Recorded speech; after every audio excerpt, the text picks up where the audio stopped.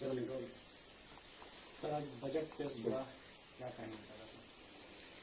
देखिए, आज जो बजट पेश हुआ है तो वैसे तो वित्त मंत्री को हम धन्यवाद देते हैं कि उन्होंने बहुत साहस करके इस तरह का बजट पेश किया है। लेकिन इसमें मैं नहीं समझता हूं कि किसानों की भला हो या सर्विस होल्डर को भला हो, ये सब कुछ बात नहीं। जैसे एमएसपी के बारे में कहा गया कि उनके खाता में जाएगा, तो खाता में जाएगा या नहीं जाएगा, जैसे और सब चीज का हो रहा है कि खाता में जा रहा है लेकिन जा ही नहीं रहा है, तो कहने का मतलब वो लॉलीपॉप है। फिर सबसे बड़ी बात और अपेक्षा ये थी कि इनकम टैक्स के लिमिट को बढ़ाएंगे। आज कम से कम 5 लाख तक की 8 लाख जो भी है वैसा बढ़ता तो लोगों को फायदा होता, खास करके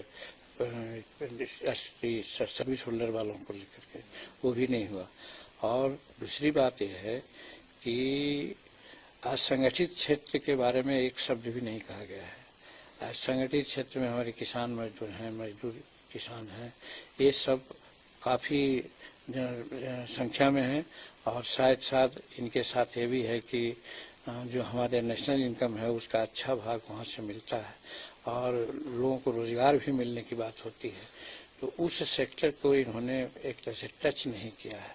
तो सबसे बड़ी बात तो यही हम लोग मानते हैं कि जो असंगठित क्षेत्र के प्रति इनका कोई ध्यान नहीं गया। और फिर महंगाई का जहाँ तक सवाल है, जितनी भी बात हर चीज को कोरोना का मामला कह करके ऐसा पेंट किए हैं, या लगता है कि मांगे हैं कि हमारी गलती हुई है या कोई कारण था जिससे हम विकास नहीं कर सके, और मान के कोरोना को लेकर चलते हैं। तो कोरोना के चलते हर अपनी कमी को कहाँ तक छिपाएंगे।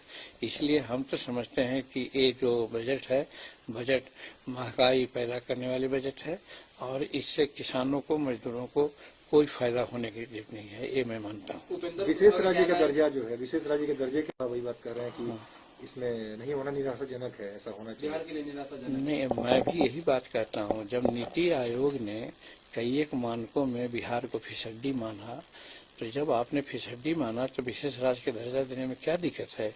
या हिंदुस्तान के अनेकों राज्य हैं जिसको विशेष राज्य की दर्जा है, तो फिर बिहार को देने में क्या है? वहाँ डेंसिटी ऑफ पॉपुलेशन ज्यादा है, बाढ़ और सुखाड़ का मामला आता है, तो वैसी परिस्थिति में एक ही निराकरण हो सकता है वहाँ के विकास के लिए कि राज्य को विशेष राज्य का दर्जा दिया है। लोग कहते हैं कि विशेष पैकेज दे रहे हैं, तो पैकेज कोई ऐसा नहीं देना है कि जो हम पर बहुत सहानुभूति कर रहे हैं।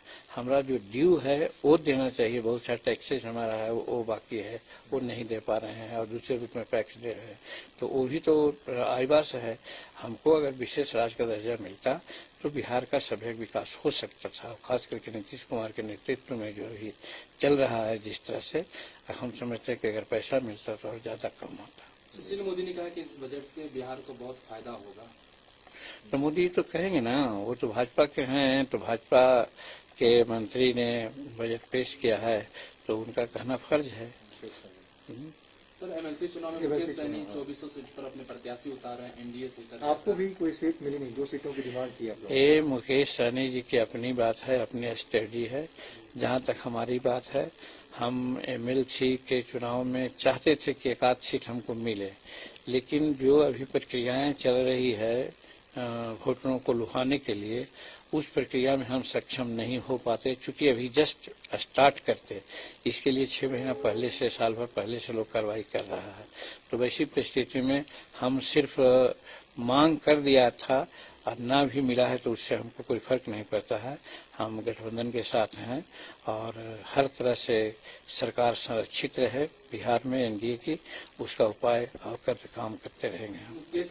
जो एमसीडी का चुनाव होना है, क्या उसमें आप लोग भी उतरिएगा और अपना कैंडिडेट लाइएगा? सर देखिए, हम अपने प्रदेश अध्यक्ष दिल्ली को कह रखा है कि जितने भी यहाँ वार्ड हैं, जिन वार्ड में शेड्यूल कास्ट की जनसंख्या ज्यादा हो, और बिहार के लोगों की जनसंख्या ज्यादा हो, वैसा 10-20 वार्ड चुन करके रखिए और वहाँ अपनी संभावना तलाशने के लिए हम चुनाव लड़ने का प्रयास करेंगे। गठबंधन कीजिएगा बीजेपी के साथ? नहीं, कोई किन्हीं के साथ गठबंधन नहीं, अकेले चुनाव लड़ेंगे। दिल्ली में बिहारियों का दम दिखा गया।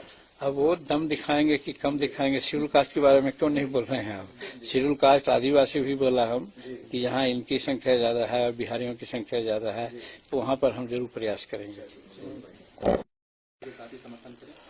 अगर बात होगी तो जरूर कहेंगे, बात होगी तो जरूर कहेंगे कि साथ रहना चाहिए। लुभाने की प्रक्रिया सर आप कह रहे हैं कि लुभाने की क्या प्रक्रिया हो रही है? खरीद फरोख्त हो रहा है ज्यादा इसमें, क्योंकि स्थानीय अब इस चीज को ज्यादा मत कहिए, ज्यादा आप जानते हैं उस चीज को, अब उतना कहेंगे तो फिर उन लोग बिगड़ेगा।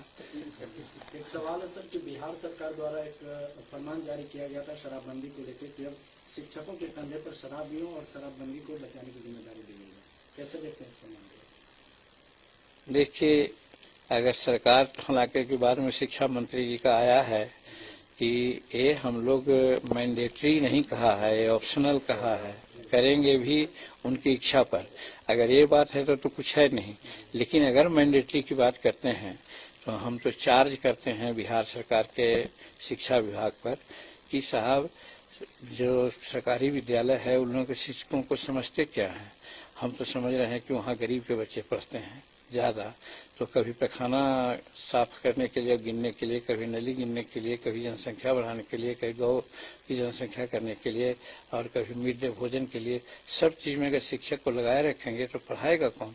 ये कारण है कि अगर नहीं पढ़ाते हैं, जिसके चलते हमारे स्कूल के बच्चे जो सरकारी हैं वहाँ के बच्चे आगे बढ़िया नहीं कर पाते हैं, एका दुका छोड़ करके।